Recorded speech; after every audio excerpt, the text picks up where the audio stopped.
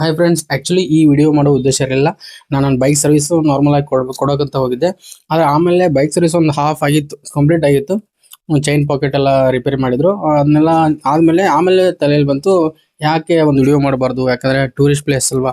So ಎಷ್ಟೋ ಜನ bike ತೊಗೊಂಡ್ಬರ್ತಿರ್ತಾರೆ, ಅಲ್ಲಿ ಏನಾಗುತ್ತೆ ಬೈಕ್ ರಿಪೇರಿ ಬರುತ್ತೆ, ಏನೋ ಆಗುತ್ತೆ.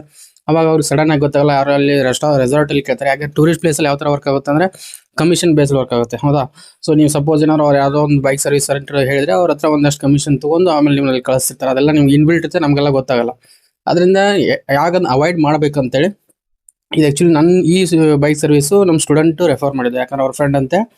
ಸೊ ನಂಗಂತೂ ಚೀಪ್ ಆ್ಯಂಡ್ ಬೆಸ್ಟ್ ಅನಿಸ್ತು. ನಾನು ಆ್ಯಕ್ಚುಲಿ ಅನ್ಕೊಂಡೋಗಿದ್ದು ನಾನು ಬೈಕ್ ಸರ್ವಿಸ್ ಆಗುತ್ತೆ ಅಮೌಂಟನ್ನು ಮಿನಿಮಮ್ ಒಂದು 3,000 to 4,000 ಆಗುತ್ತೆ ಅನ್ಕೊಂಡಿದ್ದೆ. ಯಾಕಂದರೆ ಚೈನ್ ಪಾಕೆಟ್ ಹೋಗಿತ್ತು ಆಲ್ರೆಡಿ. ನಾ ಗೋಕಾಕದಲ್ಲಿ ತೋರಿಸಿದಾಗ ಚೈನ್ ಪಾಕೆಟ್ ಹೋಗಿದೆ ಸರ್, ಹಾಕಿಸ್ಬೇಕು ಅಂತಿದ್ರು. ಯಾಕಂದ್ರೆ ಅವ್ರದ್ದೇ ಮಿಸ್ಟೇಕ್ ಇತ್ತು. ಅದು ಲಾಸ್ಟ್ ಟೈಮ್ ಅವ್ರು ಟೈಟ್ ಮಾಡೋಕೆ ಒಂದು ಸೈಡ್ ಹಿಂದೆ ಮುಂದೆ ಮಾಡಿದ್ರು. ಅದಕ್ಕೆ ಒಂದು ಸ್ಲೈಟ್ ನಿಮ್ಗೆ ಗೊತ್ತಾಗುತ್ತೆ, ಹಿಂದ್ಗಡೆ ಮಾರ್ಕ್ ಇರುತ್ತೆ ಚೈನ್ ಪಾಕೆಟು. ಬೈಕ್ ಹೊಡಿಯೋರು ಗೊತ್ತಿರುತ್ತೆ.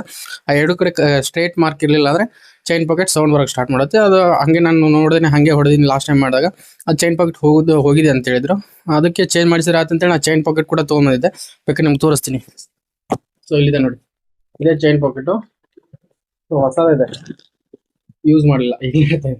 ಇಲ್ಲಿ ತೋರಿಸಿದಾಗ ಅವ್ರು ಏನಂದ್ರೆ ಇನ್ನೂ ಚೈನ್ ಪಾಕೆಟ್ ಚೆನ್ನಾಗಿರುತ್ತೆ, ಅಲ್ಲಿ ಚೈನ್ ಪಾಕೆಟ್ ಹೋಗಿತ್ತು ಅಂತ ಹೇಳಿದ್ರು. ಆ್ಯಂಡ್ ಟೈಮರ್ ಸೌಂಡ್ ಕೂಡ ಬರ್ತಿತ್ತು. ಟೈಮರ್ದು ಕೇಳಿದೆ, ಟೈಮರ್ ಹೋಗಿದೆ ಅಂತ ಹೇಳಿದ್ರು. ಮಿನಿಮಮ್ 3,000 4,000 ಆಗುತ್ತೆ ಅಂತ ನಾನು ಅನ್ಕೊಂಡಿದ್ದೆ. ನಾನು ಆ್ಯಕ್ಚುಲಿ ಚೈನ್ ಪಾಕೆಟ್ ತೊಗೊಂಡೇ ಬಂದಿದ್ದೆ ಅಲ್ಲಿಂದ. ಚೀಪ್ ಆಗುತ್ತೆ ಇಲ್ಲಿ. ಮತ್ತು ಇಲ್ಲಿ ಲೋಕಲ್ ಅಂಗಡಿಗಳು ಕಮ್ಮಿ ದಾಂಡೇಲಿ. ಅದ್ರ ಸಲುವಾಗಿ ಅಲ್ಲಿಂದ ಧಾರವಾಡದಿಂದ ಬರುವಾಗ, ಗೋಕಾಕದಿಂದ ಧಾರವಾಡಕ್ಕೆ ಹೋಗಿದ್ದೆ. ಧಾರವಾಡದಿಂದ ಬರುವಾಗ ತೊಗೊಂಡು ಬಂದಿದ್ದೆ. ಇಲ್ಲೇ ಮಾಡಿಸಿದ್ರೆ ಆಯಿತು ಅಂತೇಳಿ. ಆನಂತರ ಇಲ್ಲಿ ನಾನು ಆ್ಯಕ್ಚುಲಿ ನಮ್ಮ ಸ್ಟೂಡೆಂಟ್ ಕಡೆಯಿಂದ ಪರಿಚಯ ಅಂತ, ಅವ್ನು ಕ್ಲೋಸ್ ಫ್ರೆಂಡ್ ಅಂತೆ. ಅದಕ್ಕೆ ಅವನೇನಂದು ಸರ್ ಇಲ್ಲದೆ ಹೋಗಿ ಅಂತ ಹೇಳಿದೆ. ಅಲ್ಲಿ ಹೋದೆ. ಮಾರ್ನಿಂಗ್ ಅವನಿನ್ನೂ ಬಂದಿರಲಿಲ್ಲ. 9:30 ಫುಲ್ ವಿಡಿಯೋ ಹಾಕ್ತೀನಿ ನಿಮಗೆ, ನೋಡಿ ಸ್ಕಿಪ್ ಮಾಡೋಕ್ಕೋಬೇಡಿ. ಆಮೇಲೆ ಒಂದು 10 o'clock ಬಂದಾದಮೇಲೆ ಚೆಕ್ ಮಾಡ್ದೆ. ಚೈನ್ ಪಾಕೆಟ್ ಏನೋ ಇಲ್ಲ ಸರ್, ಇನ್ನೊಂದು 5-6 ಸಾವಿರ ಕಿಲೋಮೀಟ್ರ್ ಓಡುತ್ತೆ, ನಾನು ನಿಮ್ಗೆ ರೆಡಿ ಮಾಡಿಕೊಡ್ತೀನಿ ಅಂತಂದು. ಆಯ್ತು ಬಿಡಪ್ಪ ಅಂತೇಳಿ ಅದು ಯಾವ ಥರ ರೆಡಿ ಮಾಡಿದೆ ಅಂತೇಳಿ ವಿಡಿಯೋದಲ್ಲಿ ನಿಮ್ಗೆ ಎಂಟು ತಗೊಂಡು ನಿಮ್ಗೆ ಅರ್ಥ ಆಗುತ್ತೆ. ಅದು ಆಮೇಲೆ ಏನಾಯ್ತಪ್ಪ ಅಂದರೆ ಟೈಮರ್ ಸೌಂಡ್ ಒಂದು ಬರ್ತಾಯಿತ್ತು. ನಾ ಟೈಮರ್ ಒಳಗಡೆ ಚೈನ್ ಟೈಮರ್ದು ಇರುತ್ತಲ್ಲ ಇಂಜಿನ್ ಹತ್ರ, ಆ ಟೈಮರ್ ಸೌಂಡು ಹೋಗಿದೆ, ಆ ಚೈನ್ ಹೋಗಿದೆ ಅಂತ ನಾನು ಅಂದ್ಕೊಂಡಿದ್ದೆ. ಯಾಕಂದ್ರೆ ಲಾಸ್ಟ್ ಒಂದು 3 years 4 years ಬ್ಯಾಕ್ ಹಾಕ್ಸಿದ್ದು. ಸೊ ಹೋಗಿರ್ಬೋದು ಅಂತ ನಾನು ಅಂದ್ಕೊಂಡಿದ್ದೆ. ಆಮೇಲೆ ಅವ್ನು ಕೇಳಿದಾಗ ಇಲ್ಲ ಸರ್ ಅದು ಚೆನ್ನಾಗಿದೆ, ಹೊರಗಡೆ ಏನೋ ಬುಷ್ ಏನೋ ಇದಾಗಿರುತ್ತೆ ಅಂತಂದ್ರು. ನಂಗೆ ಅದ್ರ ಏನು ಗೊತ್ತಿಲ್ಲ, ಒಂದು ಹೊರಗಡೆ ಟೈಟ್ ಮಾಡಿದರು, ಹೌದಾ. ಸೊ ಟೈಟ್ ಮಾಡಿದಾಗ ಕರೆಕ್ಟ್ ಆಗಿದೆ, ಏನು ಪ್ರಾಬ್ಲಮ್ ಇಲ್ಲ. ಮತ್ತು ಹ್ಯಾಂಡಲ್ದು ಒಂದು ಬ್ರೇಕ್ ಹಿಡಿದಾಗ ಕಟ್ ಸೌಂಡ್ ಬರ್ತದೆ, ಅಲ್ಲಿ ಬೇರಿಂಗ್ ಇರುತ್ತೆ, ಆ ಬೇರಿಂಗ್ ಹೋಗಿದೆ ಅಂತಂದ್ರು. ಅದನ್ನ ಹಾಕಪ್ಪ ಅದು ನೀಡಿದೆ ಅಂತಂದೆ. ಸೊ ಅದ್ರದ್ದು ಒಂದು 450 ಮಟೀರಿಯಲ್ ಕಾಸ್ಟು, ಇವೊಂದು 300 ಕಾಸ್ಟ್. ಅವನ್ನೆಲ್ಲ ರಿಪೇರಿ ಮಾಡಿದ್ದು 300, ಅರೌಂಡ್ 900 ಒಳಗೆ ಆಯಿತು, ಹೌದಾ. ಸೊ ಅಗದಿ ಚೀಪ್ ಆ್ಯಂಡ್ ಬೆಸ್ಟ್ ಅನಿಸ್ತು. ಯಾಕಂದ್ರೆ ಅವ್ನು ಮಾಡಿದ ವರ್ಕು ತುಂಬ ವರ್ಕ್ ಮಾಡಿದ್ರು. ಸೊ ಚೈನ್ ಪಾಕೆಟ್ ರೆಡಿ ಮಾಡಿದ್ರು, ಮತ್ತು ಟೈಮರ್ ಸೌಂಡ್ ಚೆಕ್ ಮಾಡಿದ್ದ, ಮತ್ತು ಪ್ಲಗ್ ಕೀ ಅದು ಕೂಡ ಹಳೆದಾಗಿತ್ತು, ಅದನ್ನೊಂದು ಸ್ವಲ್ಪ ಚೇಂಜ್ ಮಾಡಿದ. ಪ್ಲಗ್ ಕೀ ಆಮೇಲೆ ಹಾಕ್ಸಿದೆ ಬಿಡಿ. ಒಂದು ಅರ್ಧ ಗಂಟೆ ಆದಮೇಲೆ ನಾವು ಸರ್ವಿಸ್ ಚೆಕ್ ಮಾಡ್ಸ್ಕೊಂಡು ಹೋದೆ. ಆಮೇಲೆ ಯಾಕೋ ಅದು ನಂಗೆ ಡೌಟ್ ಬರೋಕ್ಕಾಯ್ತು. ಮತ್ತಿಲ್ಲ ನಾಳೆ ಎಲ್ಲರೂ ಹೊರಗಡೆ ಹೋದಾಗ ಪ್ರಾಬ್ಲಮ್ ಬರುತ್ತೆ, ಅದನ್ನೂ ಒಂದು ಚೇಂಜ್ ಮಾಡಿಸ್ಬಿಟ್ಟೆ ಪ್ಲಗ್ ಕೀನ. ಅದು 100 rupees, ಹೌದಾ. ಸೊ 1000 rupees ಒಳಗೆ ಆಗಿದೆ, ಹೌದಾ. ಮುಂದ್ಗಡೆ ಅದು ನಿಮ್ಗೆ ಗೊತ್ತಿದೆ, ಅದು ಮಿನಿಮಮ್ 500 300 550 450 or 500 rupees ಕಾಸ್ಟ್ ಇದೆ ರಿಂಗ್ಸ್, ಹೌದಾ. ಮುಂದ್ಗಡೆ ಬೇರಿಂಗ್ ಇರ್ತಾವಲ್ಲ ಮೇಲೆ ಕೆಳಗೆ, ಆ ಬೇರಿಂಗ್ 450 ಕಾಸ್ಟ್ ಇದೆ. ಅವ್ನು ಮಾಡೋ ಚಾರ್ಜಸ್ ಒಂದು 250 300 rupees ತೊಗೊಂಡ, ಮತ್ತು ಬೈಕ್ ವಾಶ್ ಮಾಡಿಕೊಟ್ಟಿದ್ದೆ. ಸೊ ನೀಟಾಗಿ ಎಲ್ಲ ಚೆನ್ನಾಗಿ ವರ್ಕ್ ಮಾಡಿ ಕೊಟ್ಟಿದ್ದಾರೆ. ಆ ವಿಡಿಯೋ ಬೇಕಾದ್ರೆ ನೀವು ಎಂಡ್ ತನಕ ಹಾಕ್ತೀನಿ ನೋಡಿ.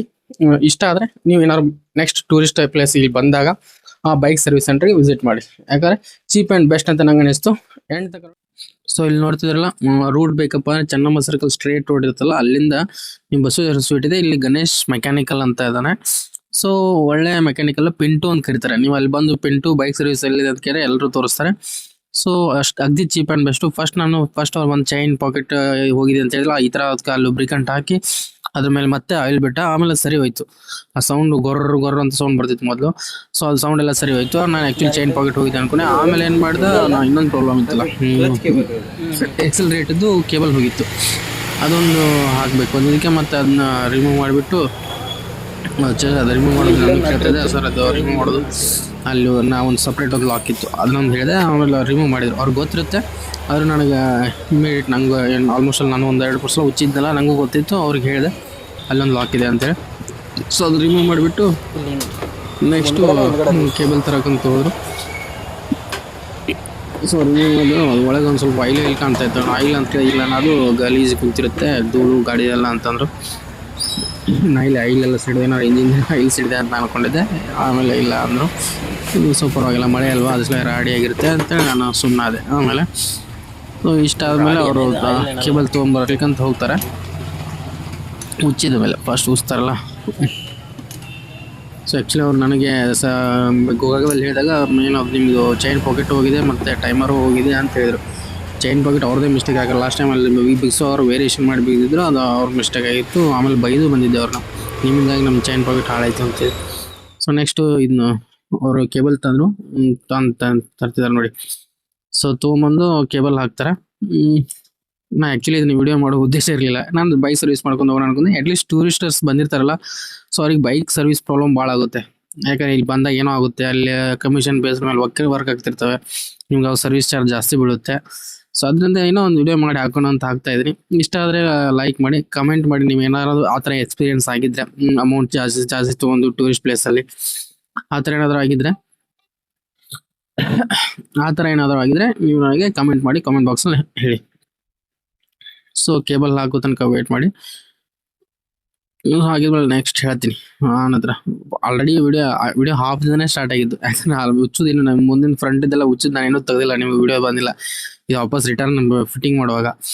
ಸೊ ಇಲ್ಲಿ ನೋಡ್ತಿದ್ರಲ್ಲ, ಫಿಟ್ಟಿಂಗ್ ಮಾಡ್ತಾರೆ ರಿಟರ್ನು, ಅದಕ್ಕೆಲ್ಲ ಇದೇ ಮೇನ್ ಹೋಗಿತ್ತು. ಮೇನ್ ಹಾಕಿದಾರಲ್ಲ ಇಲ್ಲಿ ಬೇರಿಂಗ್ಸು, ಆ ಬೇರಿಂಗ್ಸು ಸೌಂಡ್ ಬರ್ತಾ ಇತ್ತು. ಅದ್ರ ಸಲ ಅದು ಹೋಗಿದ್ದೇನೆ, ಅದೊಂದು ಹಾಕೊಳ್ಳಿ ಅಂತೇಳಿ. ಚೈನ್ ಪಾಕೆಟನ್ನು ಬೇಡ, ಅದು ಚೆನ್ನಾಗಿದೆ. ಇನ್ನೊಂದು 5,000 ಕಿಲೋಮೀಟರ್ ಆರಾಮ್, 5,000 to 6,000 ಕಿಲೋಮೀಟರ್ ಆರಾಮ್ ರನ್ ಆಗುತ್ತೆ. ಏನು ಪ್ರಾಬ್ಲಮ್, ಚೇಂಜ್ ಮಾಡೋಕೆ ಹೋಗ್ಬೇಡಿ. ಅದ್ರ ಟೈಮರ್ದು ಅದೊಂದು ಸ್ವಲ್ಪ ಚೆಕ್ ಮಾಡಿದ್ರು, ಅದು ಒಂದು ದಿನ ಹೊರಗಡೆ ದಿನ ನಟ್ಟಿತ್ತು, ಅದನ್ನ ಟೈಟ್ ಮಾಡಿದ್ರು, ಅದು ಸರಿ ಹೋಯ್ತು. ನೋಡೋಣ ಇನ್ನು ಎಷ್ಟು ದಿವಸ ಬರುತ್ತೆ ಅಂತೇಳಿ. ಇದು ಮೇನ್ ಇತ್ತು. ಇದು ಆಲ್ರೆಡಿ ಅವರು ಹೇಳಿದ್ರು, ಇದು ಸೌಂಡ್ ಬರ್ತಾ ಇದೆ ಸರ್ ಬ್ರ್ಯಾಕೆಟ್ದಾಗ ಅಂತೇಳಿ, ಅದಕ್ಕೆ ಚೇಂಜ್ ಮಾಡಿ ಅಂತಂದೆ.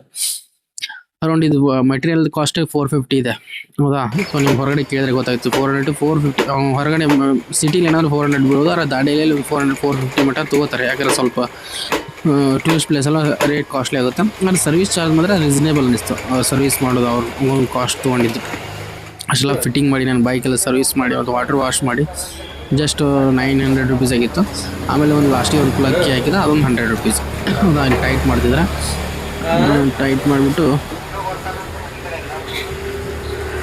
ಸೊ ಅವರು ಒಂದಷ್ಟು ವಿಡಿಯೋದಲ್ಲಿ ಒಂದಷ್ಟು ಮಾತಾಡಿದ ಕ್ಲಿಪ್ಸ್ ಇದ್ದಾವೆ, ಮಾತ್ರ ನನ್ನ ಜೊತೆ ಮಾತಾಡಿದಾರಲ್ಲ, ಅದು ನಾನು ಒಂದು ಮ್ಯೂಟ್ ಮಾಡಿಲ್ಲ. ಯಾಕಂದರೆ ಅದು ಇರ್ಬೇಕು ಕೇಳ್ಬೇಕಂತ ಗೊತ್ತಾಗಲಿ ಅಂತೇಳಿ ಒಂದು ಮ್ಯೂಟ್ ಮಾಡಿಲ್ಲ. ಆಲ್ಮೋಸ್ಟ್ ಎಲ್ಲ ಮ್ಯೂಟ್ ಮಾಡಿದ್ದೀನಿ. ಯಾಕಂದ್ರೆ ಅಲ್ಲಿ ಡಿಸ್ಟರ್ಬೆನ್ಸ್ ಭಾಳ ಇರುತ್ತಲ್ಲ, ವಿಡಿಯೋ ನೋಡೋಕೆ ನಿಮಗೆ ಕ್ಲಾರಿಟಿ ಸಿಗಲ್ಲ, ಏನು ಹೇಳ್ತಾ ಇದಾರೆ, ಏನು ಮಾಡ್ತಿದ್ದಾರೆ ಅಂತೇಳಿ. ಸೊ ಮೇಲ್ಗಡೆದನ್ನೆಲ್ಲ ಟೈಟ್ ಆದಮೇಲೆ ಆಮೇಲೆ ವೀಲ್ನು ಕುಂಡಿಸ್ತಾರೆ.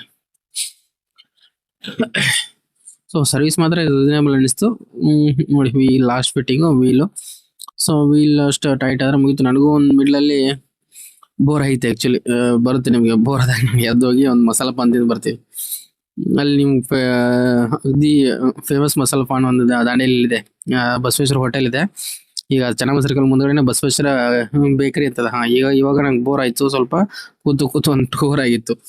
ಸೊ ಬೋರ್ ಆದಾಗ ಅದಕ್ಕೆ ನಾನು ಏನು ಮಾಡಿದೆ, ಎದ್ದು ಅಲ್ಲಿ ಬಸವೇಶ್ವರ ಬೇಕರಿ ಅಪೋಸಿಟ್ ಒಂದು ಈ ಮಸಾಲ ಪಾನ್ ಇದೆ. ನೀವು ನೋಡಿರ್ತೀರ, ದಾಂಡೇಲಿ ಇರೋರಿಗಂತೂ ಅದು ಫೇಮಸ್ಸು, ಅವ್ರಿಗೆ ಗೊತ್ತಿರುತ್ತೆ. ಅಲ್ಲಿ ಹೋಗಿ ಒಂದು ಮಸಾಲ ಪಾನ್ ತೊಗೊಂಡು ಟೈಮ್ ಪಾಸ್ ಆಗುತ್ತೆ ಅನ್ಕೊಂಡು ಬಂದೆ ತಿನ್ಕೊಂಡು. ಅಷ್ಟೇ ನನ್ನ ಬೈಕು ರೆಡಿ ಆಗಿತ್ತು. ಸೊ ಚೆಕ್ ಮಾಡ್ತೀನಿ ಅಂತೇಳಿ ಬೈಕ್ ತೊಗೊಂಡು ಹೋದ್ರು. ಆಮೇಲೆ ವಾಪಸ್ ತೊಗೊಂಡೆ ಮತ್ತು ವಾಪಸ್ ಬಂದರು ಒಂದು 2 ನಿಮಿಷದಲ್ಲೇ.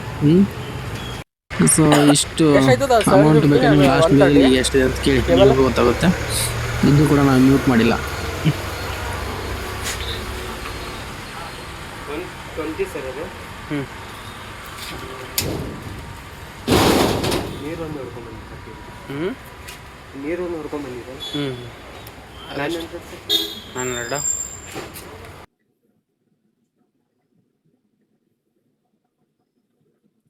Okay, thank you. ಇದೇ ಥರ ವಿಡಿಯೋ ಏನಾದರೂ ಇಷ್ಟ ಆಗಿದ್ರೆ, ನೆಕ್ಸ್ಟ್ ಏನಾದರೂ ಯಾವ್ದಾದ್ರು ಬೆಸ್ಟು ಏನಪ್ಪ ಅಂದರೆ ರೆಸಾರ್ಟ್ ಏನಾದರೂ ವಿಡಿಯೋ ಮಾಡ್ಬೇಕಂದ್ರೆ ಹೇಳಿ, 100% ರೆಸಾರ್ಟದ್ದು ವಿಡಿಯೋ ಮಾಡಿ ಹಾಕ್ತೀನಿ. ಚೀಪ್ ಆ್ಯಂಡ್ ಬೆಸ್ಟ್ ರೆಸಾರ್ಟ್ ಅಂತ ವಿಡಿಯೋ ನಿಮ್ಗೆ ಹಾಕ್ತೀನಿ. ಸೊ ಥ್ಯಾಂಕ್ ಯು, ಬಾಯ್ ಬಾಯ್. ಚಾನಲ್ನ ಸಬ್ಸ್ಕ್ರೈಬ್ ಮಾಡ್ಕೊಳ್ಳಿ.